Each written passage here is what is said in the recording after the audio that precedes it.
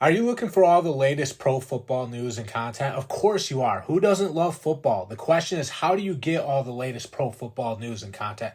There's so many different pro football podcasts out on the internet. Which one do you choose? Which one is the right fit for you? Well, you go with Across the Middle Show, one of the fastest growing football podcasts out right now. Over the past year, we've climbed the Spotify rankings and became a show you have to listen to if you're a football fan. Find out if the Ravens will go all the way with Odell Beckham Jr., find out if the Eagles did enough to make it back to the Super Bowl. You get all of our best stories for just $1 per month. All you have to do is sign up by clicking the link in the episode description box. We're at it again on the Cross the Middle Show. We have the Lamar Jackson story. We're also going to talk about the Bears being a night and day difference from this past year to now. Let's start with Lamar Jackson. Lamar Jackson looks like a guy that's ready to throw for 50 touchdown passes. And I know some people might say, how's he going to do that? Lamar Jackson is primarily a runner. I don't subscribe to that. I think Lamar Jackson has been pulling the weight for a long time for the Ravens. I think he's been doing a lot more than people think. I just think he didn't have the weapons around him. I think he's certainly capable of throwing for 50 touchdown passes. You go back to what he did this past year before the injuries happened around him. Rashad Bateman gets hurt. Devin Duvernay gets hurt. He was still getting it done. And then, he gets hit by all these injuries around him. And then that's when he kind of cooled off a little bit because he just didn't have anybody to throw to at that point. But this last year, he was lighting it up until Rashad Bateman and Devin Duvernay got hurt. Well, fast forward to now, he's got Odell Beckham Jr., he's got Zay Flowers. This is going to be an amazing year for Odell Beckham Jr. You can't tell me that that's not the case because he's just surrounded by talent now. And, it's to the point where he's going to light it up. There's no doubt about that. He's going to light it up. Will he get to 50 touchdowns? I certainly believe he's capable of throwing for 50 touchdowns because I think he's got a better supporting cast now than he did his MVP year. So this guy is, when you look at Lamar Jackson, you're looking at a guy that's capable of throwing for 50 touchdowns. That's just the reality of the situation. I don't subscribe to the notion that he's not capable of throwing for 50 touchdowns because he's primarily a running quarterback. Instead, he's going to throw for 35 touchdowns and rush for another 15. I don't buy that. I think he is capable of throwing for 50 touchdowns. I think he's capable of putting so many points on the board this year. I think he's capable of winning another MVP.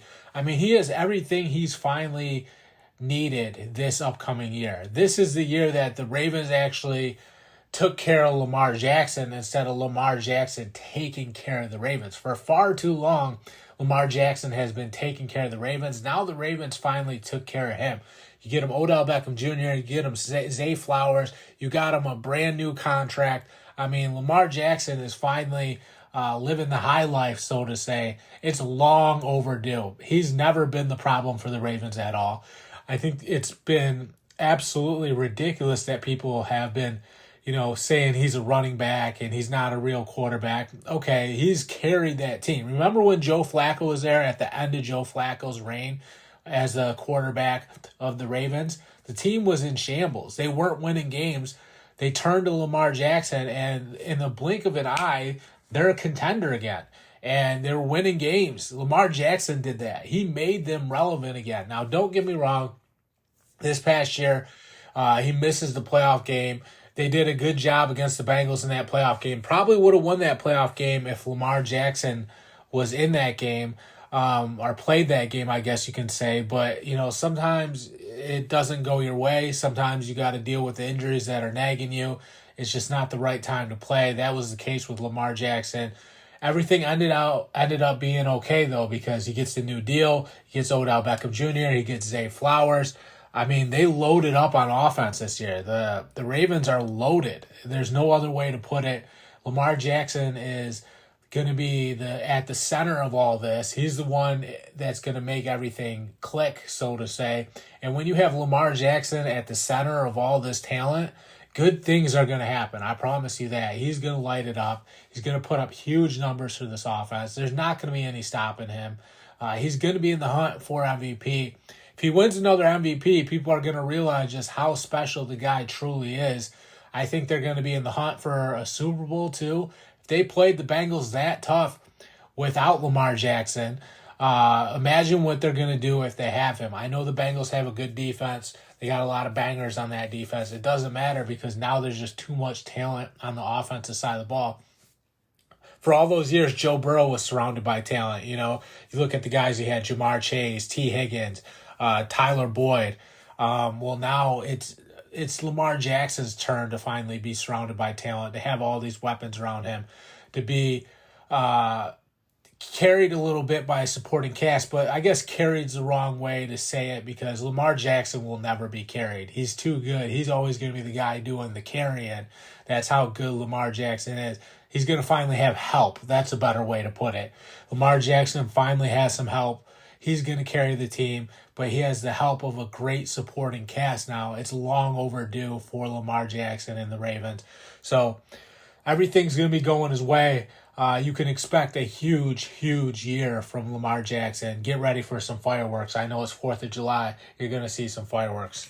All right, the other story we have is the Bears' night and day difference. The Bears are going to be a totally different team this year, according to Chase Claypool. Chase Claypool says, get ready for the new look Bears. They're going to be a whole new team. They have a bunch of weapons now. Remember, they got a bunch of pieces on the offensive side of the ball. They got DJ Moore. That's a good pickup for them. Chase Claypool is going to be there for his first whole season. Remember, he came over near the trade deadline this past year. So DJ Moore, Chase Claypool, Justin Fields looks like a whole new quarterback. Get ready for the Bears. They're looking a lot better. They're making huge strides, so to say, on the offensive side of the ball. That's why Justin Fields has been so good at training camp, because he's finally got a supporting cast too. We just did the Lamar Jackson story. It's not too different for Justin Fields. He's going to be looking very, very good because of the help that he finally has. Chase Claypool is the one that said it's going to be a night and day difference. He thinks the Bears aren't going to be the laughing stock of the league anymore. He thinks they're going to finally get back in the hunt, so to say. Last year they weren't a contender. They were a bad football team, but they had some optimism because of what Justin Fields was able to do. Remember, he was surrounded by a bad team, but he was showing flashes of brilliance to the point where I was like, okay, if he's doing this with all these bad players, imagine what happens if he finally gets some help around him, if he finally gets some players that can actually step up and make some plays for him. Because if he's doing this with absolutely nothing, then it's only a matter of time before he has a breakout year if he actually has DJ Moore, a Chase Claypool, and all the other pieces that they got. So I think the Bears are going to be much better. They're going to be a middle-of-the-pack team. They've done enough to go from the bottom of the barrel to the middle of the pack. That's one step in the right direction for the Bears. I think Chase Claypool is right. It is going to be a night and day difference. They're going to be on the bubble making the playoffs. Will they get in or not? We don't know. But they're going to be a lot closer than they were this past year. That's a guaranteed fact just because they have done some impressive work. They got Edmonds on the defensive side of the ball, the linebacker from the Bills, Tremaine Edmonds. That's a good pickup. I like some of the things they've done. So they're looking good. The Bears are looking much better. I agree with Chase Claypool. It is going to be a night and day difference, and they did take that step forward to the middle of the pack. They're going to be around, the 15th, 16th, 17th spot, 15 through 20 range. I put them in 15 through 20 because of the improvements they've made.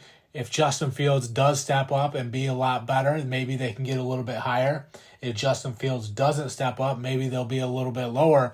But they've certainly improved. They're heading in the right direction, and it's only a matter of time before the Bears get it figured out, because when you add talent to your team, it shows in the results. That's what they've done. They went out and got a bunch of good players. Sooner or later, it's going to show in the results. So I'm excited for the direction that the Bears are heading in.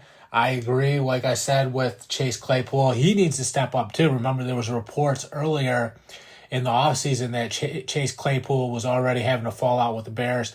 We don't know if that's true or not. Maybe it's just a rumor. Maybe he's going to be doing a lot better than we think he's going to do. And if he's making statements like this, it doesn't sound like he's on the chopping block. It doesn't sound like he's on his way out of Chicago. It sounds like he's going to be one of the key pieces to this offense. I don't think they traded for him this past year just to cut him this year. That seems a little too soon. You got to at least give him one full year. So from my gut feeling, even when I did that last story, I said, you can't get rid of him yet. You have to give him at least one full year and see what he can do for the offense. But it does sound like, maybe he does have a little bit of a diva attitude. Remember, that was the problem the Steelers had with him. We'll see. I think they should keep him. I think they should work him into the offense and let him be a contributor for the team. I think they need him. They need all the weapons they can get on the offensive side of the ball.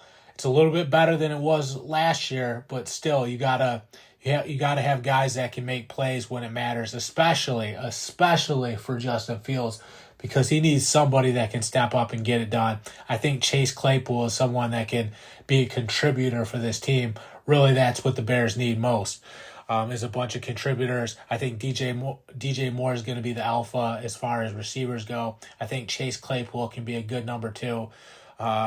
They got some weapons there on offense, finally, because it's long overdue. It's much needed, and it's going to work to Justin Fields' benefit if these guys can step up and get it done for the Bears.